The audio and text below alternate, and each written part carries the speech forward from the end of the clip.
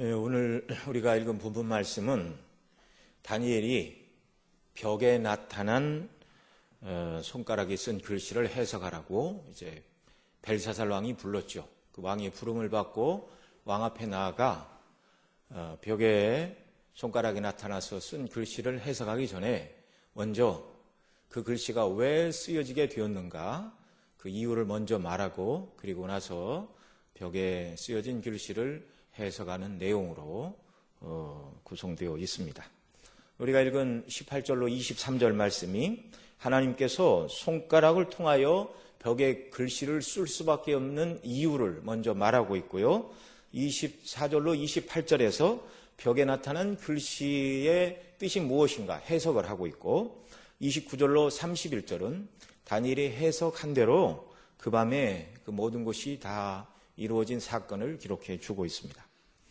자, 그럼 먼저 심판의 글씨가 나타낼 수밖에 없는 이유에 대해서 다니엘이 무엇이라고 설명하고 있는지 18절로 23절의 말씀을 먼저 우리가 보도록 하는데요. 한마디로 말해서 벨사살 왕의 교만 때문이었습니다. 그러나 다니엘은 벨사살 왕의 교만에 대해서 직접적으로 말하지 않고 먼저 그의 부왕이었던 역사가들은 외할아버지쯤 된다 이렇게 연구를 해서 말을 하는데 성경이 말하는 대로 그의 할아버지였던 느부갓네살 왕의 예를 들어가면서 지금 벨사살 왕이 얼마나 하나님 앞에 악을 행하고 있는지 책망하며 드러내고 있습니다. 느부갓네살은 세계 역사 속에서도 대단한 업적을 이룬 왕이죠. 물론 다 하나님께서 허락하셨고 하나님께서 붙들어 쓰신 일반 은총 속에 있는 일꾼에 불과한 것입니다. 그러나 이 사실을 모르는 세상의 모든 사람들의 눈으로 볼 때 느부갓네살 왕의 업적은 인류 역사 속에 어쩌다 한 번 일어나는 엄청난 일을 이룬 그런 왕 중에 하나였죠. 우리 18절 말씀 같이 한번 보겠습니다. 왕이여 지극히 높으신 하나님이 왕이 붙인 느부갓네살에게 나라와 큰 권세와 영광과 위엄을 주셨고 이렇게 말씀하는데요. 자, 대단한 왕이지만 벨사살은 말합니다. 느부갓네살 자체가 대단하고 훌륭해서가 아니라 하나님이 그렇게 만드셨습니다. 하나님이 그렇게 허락해 주셨습니다. 왕을 세우고 폐하시고 또 어느 나라를 강성케 하고 멸망시키는 이 모든 일들은 하나님의 행사라고 성경이 일관되게 말씀합니다. 시편 75편 7절에도 오직 재판장이신 하나님이 이를 낮추시고 저를 높이시느니라. 신명기 32장에도 이제는 나고 내가 그인 줄 알라. 나와 함께하는 신이 없도다. 내가 죽이기도 하며 살리기도 하고 상하게도 하고 낫게도 하나니 내 손에서 능히 건질 자 없도다. 또 사무엘상 2장 7절에 여호와는 가난하게도 하시고 부하게도 하시며 낮추기도 하시고 높이기도 하시는도다. 세상의 모든 권세자들을 세우시고 폐하시는 그 모든 권세자가 하나님 한 분이시란 말이죠. 이 하나님께서 이스라엘을 징계하시기 위하여 느부갓네살을 높여주셨습니다. 자, 우리가 읽은 대로 이 18절에 보면 네 가지로 높여주시고 있는데요. 첫째로는 느부갓네살은 하나님께로부터 큰 나라를 받았고 그래서 큰 나라를 이루었습니다. 이 신바벨론은 우리가 아는 것처럼 주전 605년 갈그미스 전투에서 애굽과 아수르 연합군을 물리치고 세워진 나라였습니다. 그러니까 애굽과 아수르를 합친 것보다 더 큰 제국을 이룬 것이죠.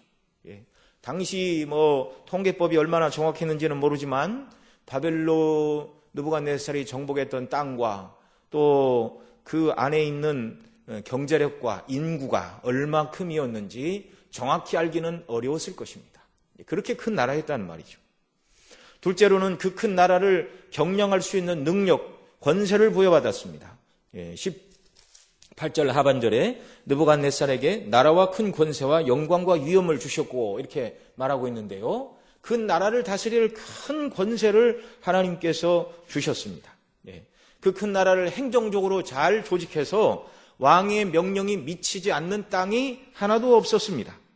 그 권세를 잘못 사용하기는 했지만 앞에 다니엘 3장에 기록된 대로 두라 평지에 자기를 상징하는 큰 금신상 60규빗 50cm로 잡으면, 한국 규빗으로 50cm로 잡으면 대략 30m의 높이가 되는 어마어마한 금신상을 세워놓고 자기가 다스리는 모든 영토에 있는 관리들, 방백, 수령, 도백, 재판관과 재무관, 모사와 법률가와 각도의 모든 관원을 신상의 낙성식에 참여하게 하였고, 그리고 악기가 연주될 때 절하게 하였습니다. 그때 연주한 악기도 나팔, 피리, 수금, 사면금, 양금, 생황과 및 모든 악기가 연주되었는데, 그곳에 동원된 각 지역을 다스리는 관리들, 또 왕궁에서 다스리는 모든 관리들, 재판관들 다 하면 엄청 큰 나라였기 때문에 수천 이상의 사람들이 거기 모였겠죠. 그 모든 사람들이 다 들을 수 있을 만큼의 악기가 동원되었을 것입니다. 그 악기가 피리, 나팔, 수금, 사면금 이렇게 말하는데, 피리가 피리 하나, 수금 하나, 사면금 하나 와서 부르겠습니까? 오늘날의 오케스트라, 그 어떤 오케스트라보다도 훨씬 많은 숫자의 연주자와 악기들이 모여서 웅장한 소리를 내며 이 예식을 거행을 했겠죠. 대단한 행사이고 대단한 퍼포먼스입니다.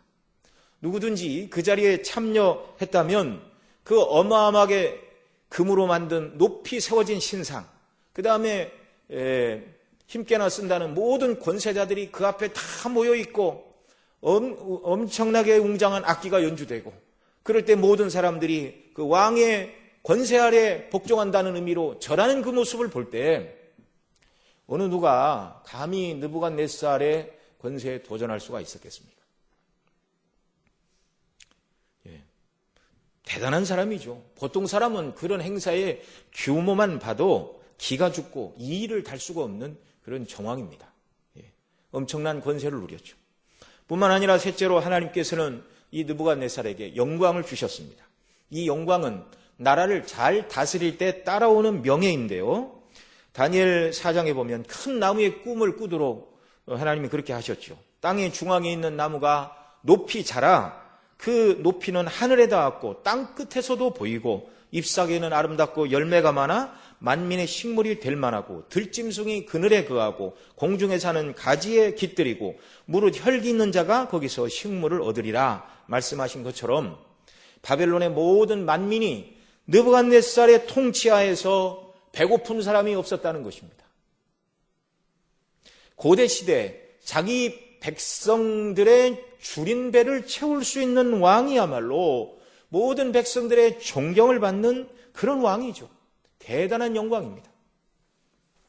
넷째로 하나님께서는 느부갓네살 왕에게 위엄을 주셨습니다. 이 우리말 성경에 위엄이라고 5장 18절에 되어 있는데, 이것은 나라를 잘 다스릴 때 사람들로부터 오는 좋은 평판을 말합니다. 이 NIV 성경에서는 스플렌더로 번역을 했는데 화려함, 영화 이렇게 번역되는 말이죠. 큰 나라와 큰 권세, 영광과 엄위, 모든 영화와 영광을 다 누리는 왕입니다. 19절에서는 느부갓네살이 누렸던 강력한 왕권을 더 설명을 하죠. 또 함께 읽습니다. 5장 19절 그에게 큰 권세를 주셨으므로 백성들과 나라들과 각 방언하는 자들이 그 앞에서 떨며 두려워하였으며 그는 임으로 죽이며 임으로 살리며 임으로 높이며 임으로 낮추었더니. 대단한 나라죠. 그 큰 나라를 이루고 큰 권세를 가진 이 왕은 모든 백성들과 나라들과 각 방언하는 자들이 그 앞에 떨며 두려워하였습니다. 권세가 얼마나 대단한지, 임으로 죽이고 살리고 임으로 높이고 낮추는 사람. 앞서 하나님께서 누구를 높이고 누구를 낮추신다, 그 권세가 하나님께 있다 말씀을 드렸는데, 마치 바벨론에서는 통치하는 그 왕이 하나님의 역할을 대신하는 것처럼 강력한 권세와 힘을 자랑하는 왕이었습니다. 이 왕은 어느 누구도 그 뒤에서 조종할 수 없는 절대 군주였습니다. 어떤 영향력으로도 왕의 결정을 좌우할 수 없는 자가 하나도 없죠. 때때로 역사 속에서 허수아비 왕들이 많이 있죠. 귀족이 번성을 하면 그 귀족의 눈치를 봐야 되고 또 여러 가지 외척, 또 재물을 가지고 있는 사람, 공을 세운 사람, 이런저런 사람들의 이야기를 다 들어주다 보면 왕이 자기가 원하는 바른 통치를 할 수가 없는 허수아비 왕들이 역사 속에 많이 있었지만 이 느부갓네살은 그런 왕이 아니었습니다. 가장 강력한 왕이었습니다. 그 어느 누구도 그 권세에 도전할 수가 없는 왕이었습니다. 이런 대단한 왕이라 할지라도 그에게 이와 같이 나라와 권세와 영광과 위엄을 주신 하나님을 잃어버리고 교만하게 되면 그 대단한 왕이라 할지라도 하나님께서 낮추신 것이 바벨론의 역사라고 지금 다니엘이 벨사살 왕에게 가르쳐 주고 있죠.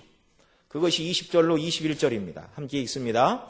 그의 마음이 높아지며 뜻이 강팍하여 교만을 행함으로 그 왕위가 패한 바 되며 그 영광을 빼앗기고 인생 중에서 쫓겨나서 그 마음이 들짐승의 마음과 같았고 또 들나귀와 함께 거하며 또 소처럼 풀을 먹으며 그 몸이 하늘 이슬에 젖었으며 지극히 높으신 하나님이 인간 나라를 다스리시며 자기의 뜻대로 누구든지 그 위에 세우시는 줄을 알기까지 이르게 되었었나이다. 하나님이 이런 분이죠. 스스로 자신이 이룬 것이 대단하다 생각을 하여 마음이 높아지고 하나님 앞에 강팍해지고 교만하게 될 때 그런 강력한 왕도 하나님이 패하시고 그 영광을 빼앗으시고 낮추시는데 어느 수준까지인가? 자기가 마치 신이라도 된 것처럼 금신상을 세우고 경배하라 그렇게 말했지만 하나님은 그를 우리가 앞서 살펴본 것처럼 짐승의 수준으로 낮추셨습니다. 짐승의 마음을 받아 들나귀들과 함께 거하고 소처럼 풀을 뜯어먹고 몸이 하늘 이슬에 젖는 데까지 낮아지는 수치를 경험하게 된 것이죠. 그리고 자신의 나라와 권세와 영광과 위엄이 자기 자신이 스스로 이룬 것이 아니고 자기가 대단해서 그와 같은 것을 이룬 것이 아니라 하나님께서 그와 같은 것을 이루시는 분이다. 지극히 높으신 하나님이 인간 나라를 다스리시고 자기의 뜻대로 누구든지 그 위에 세우시고 폐하시는 줄 알게 되었다는 것. 느부갓네살 자기가 대단한 것이 아니라 하나님이 자기를 선택해서 그런 나라를 이루고 그런 권세를 누리고 그런 영화와 위엄을 누리도록 하셨다는 것을 깨닫게 하시고 그를 새롭게 하신 것이죠. 그 위대한 역사를 이룬 왕도 교만하게 될 때 한없이 낮아지는 역사가 있었습니다. 여러분, 이 5장을 공부하면서 우리가 여러 번 하나님 앞에 교만하면 안 된다는 것을 우리가 생각을 했는데요. C.S. 루이스는 이렇게 말했습니다. 하나님은 평소에 부드러운 음성으로 말씀하시지만 그러나 하나님이 말씀하시는 부드러운 음성에 사랑하는 자들이 귀를 기울이지 않을 때 이따금씩 확성기를 틀어놓은 듯이 큰 소리로 말씀하신다. 그것이 우리가 당하는 고난이다. 이렇게 말하였습니다. 자, 하나님께서는 느부갓네살을 사랑하셔서 7대를 짐승의 마음을 받아 짐승과 같이 살게 하고서 항복을 받으시고 그를 새롭게 회복시켜 주신 것이죠. 이것은 산 역사였습니다. 착각하지 말라는 것이죠. 짐승은 사람과 달리 이성 없고 영혼이 없는 존재로 하나님의 형상을 담지 않은 그런 동물이죠. 고의로 하나님의 존재와 영광을 부정하는 행동은 짐승과 똑같다는 것을 그를 낮추심을 통하여 하나님이 보여주신 것이죠. 그 대왕 느부갓네살도 훈련을 통하여 하나님 누구신가를 알고 교만을 꺾고 하나님께 영광을 돌렸는데 이 느부갓네살 왕에 비해서 큰 나라, 큰 권세, 영광과 위엄을 누린 이 왕에 비해서 그의 손주뻘 되는 벨사살은 여러모로 이 느부갓네살과 비교할 수 없는 작고 약하고 초라한 왕이었습니다.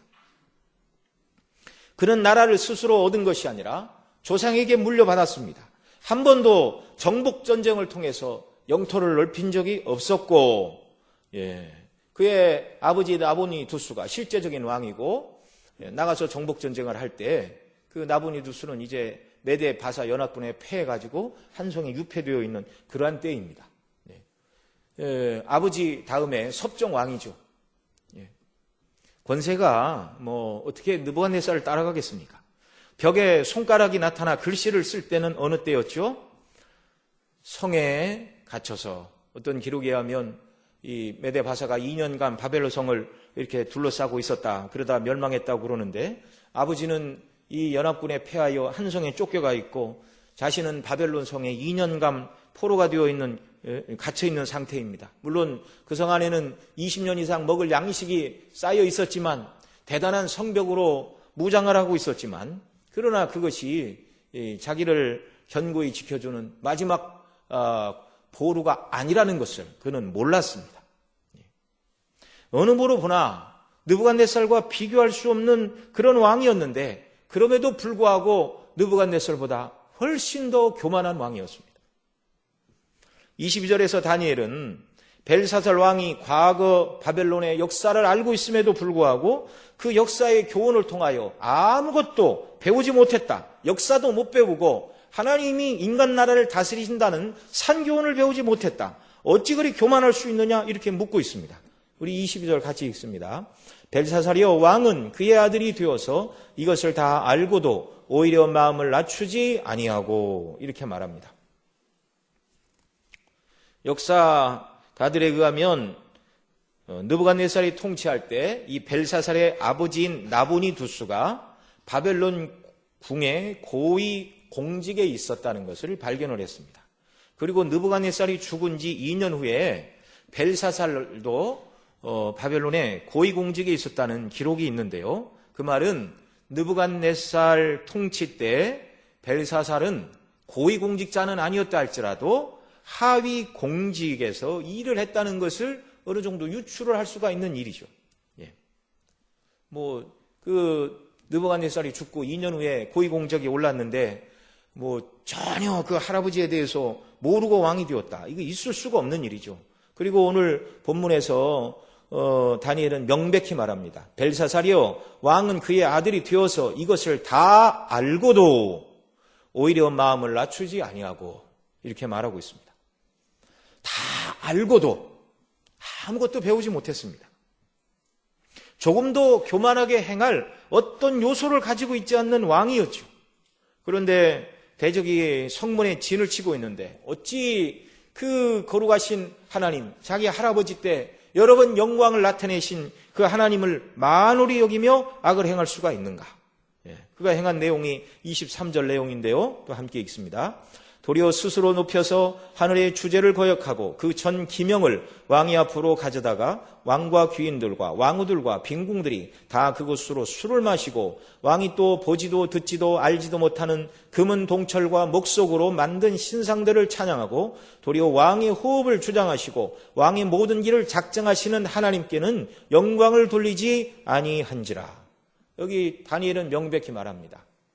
벨사살 왕이여, 당신은 인생의 호흡을 주장하시는 분이 하나님이신 것도 알고 또 모든 나라의 주제가 하나님이신 것을 알매도 불구하고 어찌 하나님을 멸시하여 하나님을 섬기는 근 기명으로 술을 받아 마시고 아무것도 아닌 금은동철 목석으로 만든 우상을 찬양함으로 하나님 앞에 범죄하고 교만히 행하고 화를 자초하고 있습니까?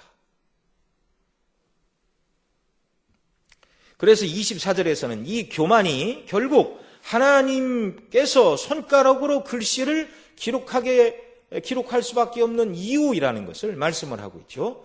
24절 읽습니다. 이러므로 그의 앞에서 이 손가락이 나와서 이 글을 기록하였나이다. 왜 하나님이 왕궁 촛대 맞은편 분벽에 손가락을 통하여 이 글자를 쓰게 하셨는가? 바로 그의 교만 때문이다. 명백히 다니엘이 지적을 하고 있습니다. 그러면 벨사살을 심판하고 있는 벽에 기록된 글씨는 무엇이죠? 25절 읽습니다. 기록한 글자는 이것이니 곧 메네메네 테겔 우바르신이라. 자, 메네는 무슨 뜻이죠? 26절 그 뜻을 해석하건대 메네는 하나님이 이미 왕의 나라의 시대를 세워서 그것을 끝나게 하셨다 하며 이렇게 말씀합니다. 자, 메네 세다를 뜻하는 동사인데요. 두 가지 의미가 있습니다. 세다라는 뜻과 뭐뭇이 한계를 정하다 그런 뜻이 있습니다. 이 뭐뭇의 한계를 정하다 하는 말은 어떤 사람의 날수를 정하다, 어떤 사람의 여생이 얼마 안 남았다라고 말할 때 쓰여지는 단어입니다. 자, 여기서 날수가 정해진 것은 벨사살 왕의 나라였습니다. 왕의 나라에 대한 계산이 하나님께서 시작을 하셨는데 그 나라의 역할이 더 이상 필요 없게 되었음을 드러내는 말이죠. 그래서 하나님께서는 왕의 나라를 멸망시키기로 작정하셨다라고 주석가 뉴폴트는 말하였습니다. 하나님께서는 여러 해 동안 벨사살의 통치하는 횟수를 세어보셨습니다. 이 일은 역사가들은 그의 제위 14년에 일어난 일이라고 그렇게 말하고 있는데요. 이제 14해 동안을 다스렸지만 무익한 그 통치는 더 이상 계속될 필요가 없어서 하나님이 그 수를 세시고 끝나는 시간을 이제 정하셨다는 그 말이죠. 무익한 통치의 끝이 이르렀다는 것입니다. 이제는 그만이다. 너의 그 악한 다스림, 너의 그 교만한 권세는 끝이 났다는 선언이죠. 대겔은 무슨 뜻입니까? 27절 같이 읽습니다. 대겔은 왕이 저울에 달려서 부족함이 비었다 하미오. 대겔은 무게를 달다는 뜻인데 왕이 하나님의 저울에 달려 시험을 받았다는 말이죠. 벨사살에 살아온 모든 인생의 행위들이 하나님 보시기에 그 기준에 합당한지 미달인지 달아보셨는데 그 기준에 미치지 못했다는 것입니다. 바벨론의 왕이라는 책임 있는 자리에 앉은 자로서 바벨론의 역사를 알고 있는 왕이로서 마땅히 행해야 될 일을 달아보시는 하나님의 기준에 미치지 못하는 사람. 아무런 노력을 하지 않고도 큰 나라의 통치자가 되어 강력한 왕권을 행사하고 있지만 그 권세에 따르는 바른 책임을 감당해야 될 왕으로서 그 모든 행동이 하나님 보실 때 부족했다는 것입니다. 그토록 할아버지 때부터 바벨론 궁전에서 하나님께서 당신의 영광과 살아계심과 능력과 권세를 보여주셨지만 하나님을 경외하지도 않고 돌이키지도 않고 하나님을 의식하지도 않고 도리어 하나님을 멸시하여 성전 기명 그릇으로 술을 부어 마시고 우상들에게 영광을 돌리는 이 모든 일체의 행위들은 하나님의 선하심을 멸시하고 하나님이 달아보시는 저울에 심히 부족한 행동으로 판명이 되었다는 것입니다. 그래서 왕궁 맞은편 분벽에 손가락이 나타나서 쓴 메네메네 데겔 우 바르신이라는 이 말은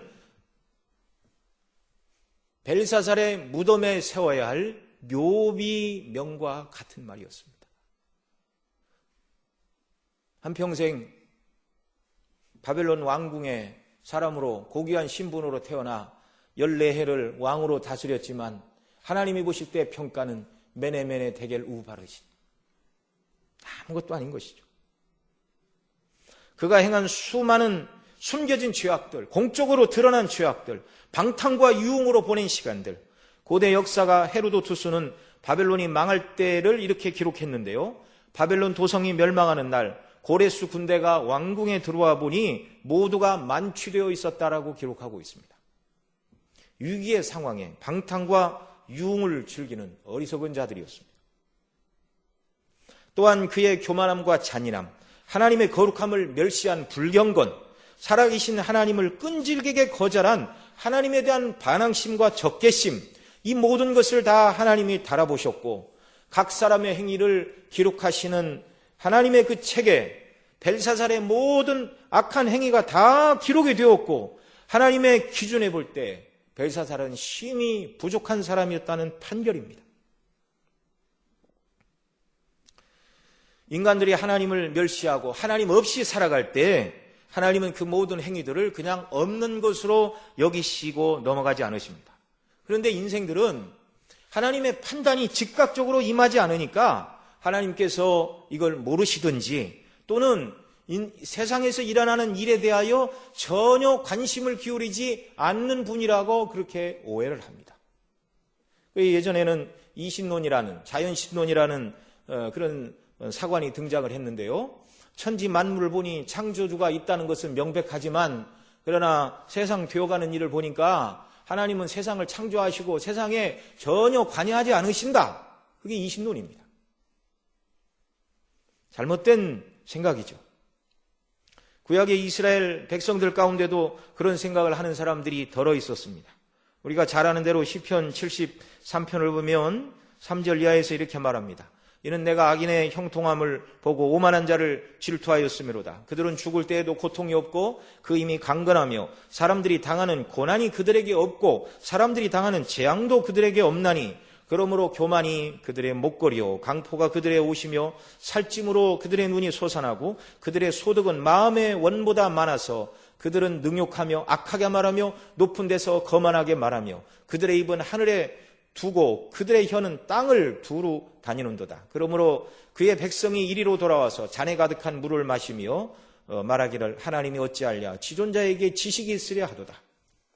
자, 여기서 두 부류의 사람이 하나님의 즉각적인 공의의 시행이 일어나지 않는 것으로 인하여 오해를 하고 있는 내용이 기록되고 있죠. 먼저 하나님을 경외하며 선을 행하는 의인도 선을 행하는 자기는 날마다 징계를 당하는데 악인의 형통함을 보고 악인에 대한 하나님의 공의의 심판이 임하지 않자 하나님은 이들을 언제 심판하십니까? 라는 이 생각에 빠져 굉장한 낙심에 사로잡혔고 내 발이 거의 미끄러질 뻔했다. 그렇게 말하고 있죠.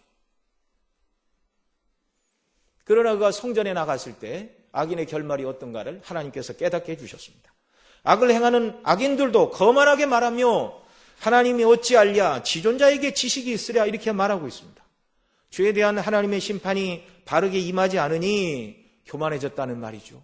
마치 자기들이 행한 모든 죄에 대해서 어떠한 그 죄에 대한 판결을 받지 않을 것처럼 그렇게 인생들이 교만하게 오해하며 이 땅을 살고 있다는 것입니다. 그러나 하나님은 인생들이 행하는 모든 악과 행동과 하나님을 대적하고 교만하게 행한 모든 것을 다 달아보시고 기록하십니다. 그리고 결론은 어떻게 하시죠? 그 행위대로 보응하시는 분입니다. 우리 시편 73편 기자는 이것을 깨닫고 16절 이하에 이렇게 고백합니다. 내가 어쩌면 이를 할까요 생각한즉 그것이 내게 심한 고통이 되었더니 하나님의 성소에 들어갈 때야 그들의 종말을 내가 깨달았나이다. 주께서 참으로 그들을 미끄러운 곳에 두시며 파멸에 던지시니 그들이 어찌하여 그리 갑자기 황폐되었는가 놀랄 정도로 그들은 전멸한나이다. 주여 사람이 깬 후에 꿈을 무시함 같이 주께서 깨신 후에는 그들의 형상을 멸시하리이다. 하나님께서는 그리스도에게 나오라는 초대를 묵살한 것도 기록하시고 회개하라는 하나님의 명령을 우습게 여긴 것도 다 기록하십니다. 예수 믿으면 세상 사람들에게 놀림을 받고 자신이 원하는 것을 할 수 없다고 핑계대며 여전히 회개하고 돌이키지 않고 죄의 나악을 즐기며 살아가는 이 모든 세상에 속한 정욕의 삶도 하나님이 다 기록하고 계십니다. 그러나 그런 모든 악행들이 영원히 계속되는 것도 아니고 또 하나님은 인생들이 행한 죄에 대해서 기록만 하시는 분이 아니라 때가 되면 그 어리석은 모든 행위들은 끝이 오게 되고 정죄를 받게 되는 것입니다. 이런 날이 이르기 전에 저와 여러분을 불러 우리 죄를 회개하게 하시고 예수님 믿고 구원에 이르게 하신 하나님의 은혜의 영광을 날마다 찬양하는 역사가 우리에게 있기를 바랍니다. 만일 우리 가운데 아직도 자신의 죄와 악함을 회개하지 않고 예수님 믿지 않는 사람이 있다면 죄를 회개하고 죄에서 우리를 구원하는 오직 유일한 단 하나의 구원자이신 예수 그리스도를 믿고 나의 구주로 받아들여야 합니다. 인간의 어떤 죄라도 그리스도의 피의 공로로 씻음받지 못하면 용서란 있을 수가 없는 것입니다. 세 번째로 우바르시는 무슨 뜻이죠? 28절 말씀 같이 읽습니다. 베레스는 왕의 나라가 나뉘어서 메대와 바닷사람에게 준바되었다 함이니이다. 25절에서는 메네메네 대결 우바르신 그러는데 여기 28절에서는 우바르신이라는 말 대신에 베레스라는 말이 사용되고 있습니다. 우바르신의 우는 접속사이고요. 그러므로 그런 뜻이죠. 바르신은 베레스의 복수형입니다. 베레스는 깨트리다, 나누다 그런 뜻입니다. 다니엘은 벨사살에게 당신의 왕국을 이제 하나님이 부수셨다 그 말입니다. 하나님이 당신의 왕국을 부수어 나누었다는 것입니다. 메대와 바사 연합군들에게 나라가 옮겨질 것이다.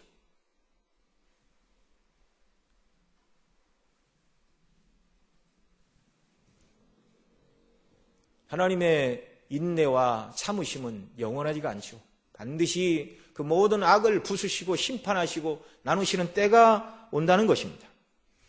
결국 다니엘의 해석대로 모든 일은 다 이루어졌습니다. 다니엘에게 하나님께서 말씀하신 대로 다 이루신 것이죠. 그래서 그날 밤 30절이 말하는 것처럼 갈대아 왕 벨사살이 죽임을 당하였고 나라를 메대와 바사 사람에게 준 바 되었다 한 28절 말씀처럼 31절에 보면 메대 사람 다리오가 나라를 얻었는데 다리오는 62세였더라 이렇게 말하고 있습니다.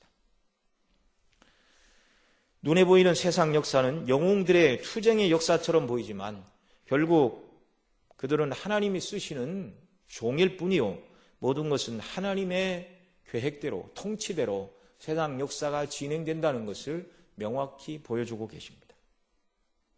모든 인생은 역사 속에서 잠시 하나님의 뜻대로 쓰임을 받고 부르심을 받는 매우 유한한 존재라는 사실을 저와 여러분은 잊지 말아야 됩니다. 오늘 저와 여러분의 시간도 하나님이 세고 계심을 기억해야 합니다. 우리도 우리에게 주어진 시간 안에서만 하나님을 위하여 일할 수 있고 하나님을 섬길 수 있습니다. 시간은 우리에게 무한정 주어져 있는 것이 아니죠. 개인마다 각각의 시간을 하나님께서 정하셨다는 말입니다. 모세는 인생 연수가 70이요 강건하면 80이라도 이렇게 말했지만 모두가 다 80을 건강하게 사는 건 아니죠. 요즘은 사람들이 100세 시대라고 말을 하지만 백수를 누리는 사람, 그것도 건강하게 100세를 사는 사람은 매우 소수입니다. 100세를 건강하게 사는 사람들이 옛날에도 있었습니다. 저와 여러분은 우리에게 하나님께서 세워주신 그 때가 얼마인지 알지 못합니다. 그러니 오늘 일을 내일로 미룰 일이 아니라 지금 바로 하나님의 뜻대로 순종해야 하는 때인 줄 여러분 믿으시기 바랍니다. 우리에게 주어진 시간이 얼마큼이든지 그리스도 안에서 의미를 발견하지 않으면, 그리스도 안에서 우리의 남은 인생의 시간을 사용하지 않으면 시간이 아무리 많다 할지라도 다 의미 없이 지나가 버리고 만다는 것을 기억해야 하는 것입니다. 또한 하나님은 벨사살뿐만 아니라 저와 여러분 모두의 행동도 저울에 달아보시는 분임을 기억하시기 바랍니다. 벨사살은 하나님의 저울에 달려 데겔 곧 왕이 저울에 달려 부족함이 보였다 이렇게 다니엘은 말하였는데, 저와 여러분에게는 하나님의 정하신 때가 있을 뿐만 아니라 날마다 하나님께서 저와 여러분의 모든 행동들도 하나님께서 저울에 놓고 달아보신다는 것을 기억하시기 바랍니다. 이것이 우리 눈에 보이지 않을 뿐이지 그것은 엄연한 현실의 문제입니다. 역대하 16장 9절에 여호와의 눈은 온 땅을 두루 감찰하사 전심으로 자기에게 향하는 자들을 위하여 능력을 베푸시나니, 하나님은 온 땅을 두루 감찰하사 자기를 찾는 자들을 찾고 계십니다. 사무엘상 2장 3절에서는 여호와는 지식의 하나님이라 행동을 달아보시느니라 명확히 말씀하고 있습니다. 감찰하시고 행동을 달아보시는 하나님 앞에서 저와 여러분은 저울에 달려 부족한 자가 아니라 하나님의 저울에 그 무게에 합당한 자들이 될 수 있기를 바랍니다. 그러면 하나님은 무엇으로 인생을 달아보시죠? 하나님께서 인생을 달아보시는 기준은 의입니다. 의. 벨사살이 하나님이 원하시는 기준을 채울 수 없었지만 정도의 차이는 있지만 사실 모든 인생은 하나님의 거룩하신 의의 기준에는 미달한 인생입니다. 하나님이 구원해 주실 만한 의의 기준에는 아무도 합당한 사람이 하나도 없습니다. 그리스도 밖에서 하나님께서 저와 여러분을 세워보시고 달아보시면 100% 다 불합격입니다. 우리 인생을 그리스도 밖에서 연수를 세워보시면 더 살아본들 죄만 더 지을 것이니 그만 끝을 내셔야 마땅한 존재들이 모든 인생입니다. 아무도 예외가 없습니다. 또 그리스도 밖에서 하나님의 그 저울로 우리 모두를 달아본다면 조금 부족한 것이 아니라 값에 칠만한 것이 아무것도 없는 전적으로 타락하고 부패한 인생들일 뿐입니다. 그런데 하나님께서는 우리의 행한 대로 세어보시지 않고 달아보시지 않고 하나님 앞에서는 아무것도 자랑할 것이 없는 빈털터리 인생임에도 불구하고 그저 자기 죄를 고백하고 예수님 믿고 그리스도의 의를 의지할 때 예수님이 이루신 완전한 의를 우리 것으로 여겨주시고 하나님의 그 판단하시는 의의 저울에 예수님 때문에 저와 여러분은 합당한 자로 여기심을 받는 줄 믿으시기 바랍니다. 이것이 은혜이죠.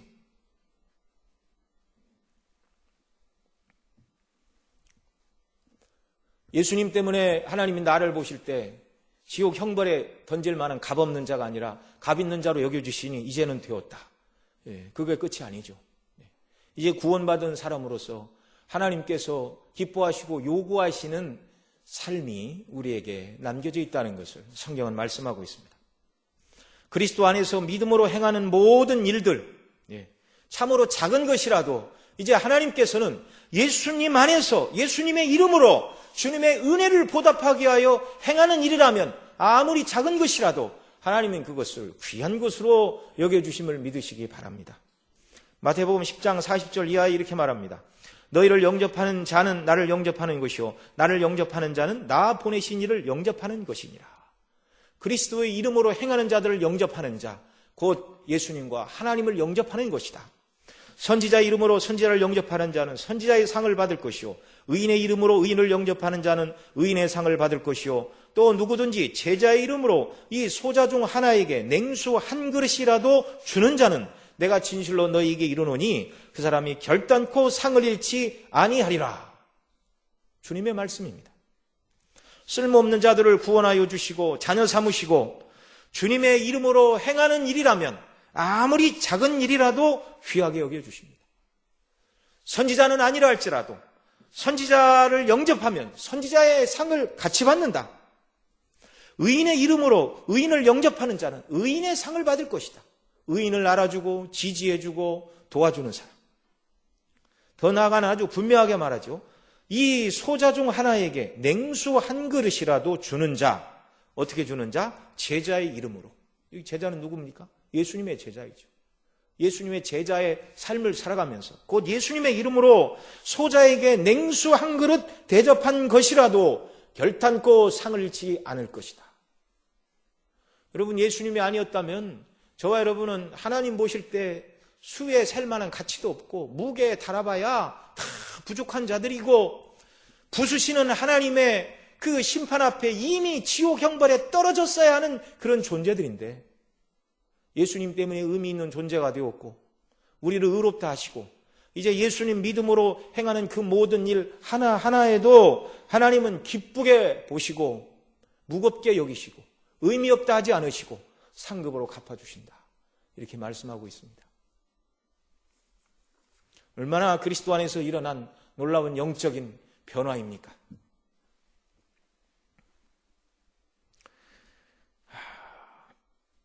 정말 전심으로 내가 나를 찾는구나. 내 저울에 달렸을 때 가벼운 자가 아니구나. 무거운 일이 아니죠. 믿음으로 그리스도 안에서 행할 때 하나님께서 저와 여러분을 이렇게 보시고 이렇게 여기시는 줄로 믿습니다. 정말 우리 자신은 늘 이 복음의 잣대와 저울로 우리 자신을 달아봐야 됩니다. 사람은 늘 연약해서 남을 판단하기를 좋아합니다. 하나님만이 인생의 수를 세시고 인생의 무게를 다시고 하나님만이 인생을 베레스 하실 수 있는데 때로는 우리가 교만하여서 하나님이 하시는 일을 대신하고 싶은 그런 충동이 늘 올라와요. 이걸 우리가 잘 다스려야 되는 것이죠. 교회는 옳고 그름을 판단하는 곳이 아닙니다. 하나님께서 공의로 판단하셨으면 저와 여러분은 다 이미 죽어야 마땅하고 지옥 가야 마땅한 존재들이었습니다. 근데 그렇게 하지 않으셨죠. 예수님 안에서 우리를 의롭다 여기시고 국률의 은혜를 베풀어 주셨습니다. 그러니 저와 여러분은 하나님께로부터 받은 예수님께로부터 받은 성령의 역사로 우리에게 주어진 은혜와 사랑을 따라 우리가 살아가야 되는 것이죠. 이 은혜를 입은 우리는 교회 안에서 성도 간에, 가정에서 가족 간에, 사회에서, 직장에서, 어느 모임에서든지 그리스도 안에서 이런 자세를 가지고 살아야 하는 줄로 믿습니다. 내 기준으로 볼 때 너는 잘못되었다가 아니라 그리스도의 사랑으로 연약한 자들을 감싸주어야 합니다. 여러분, 유치부 어린아이가 교회 와서 코를 흘리면 어떻게 해야 됩니까? 너는 6살, 7살이나 먹어서 왜 그렇게 더럽게 코를 찝찝 흘리고 다니냐? 야단을 쳐야 코를 흘리지 않나요? 그럴 필요가 없습니다. 휴지로 닦아주면 되는 것이죠. 누가 무슨 일을 잘 할 줄 모르면 야단칠 일이 아니라 친절하게 내가 도와주면 됩니다. 교회에서는 모두가 은혜의 빚진 자로서 섬기는 자들이 되어야 할 줄로 믿습니다. 가르치는 사람은 도덕과 윤리와 법을 가르치는 것이 아니라 성경에 기록된 그리스도의 사랑과 하나님의 은혜를 가르치고 삶으로 증거하는 사람, 이 사람이 진정한 의미의 교사이고 스승이고 선생이죠.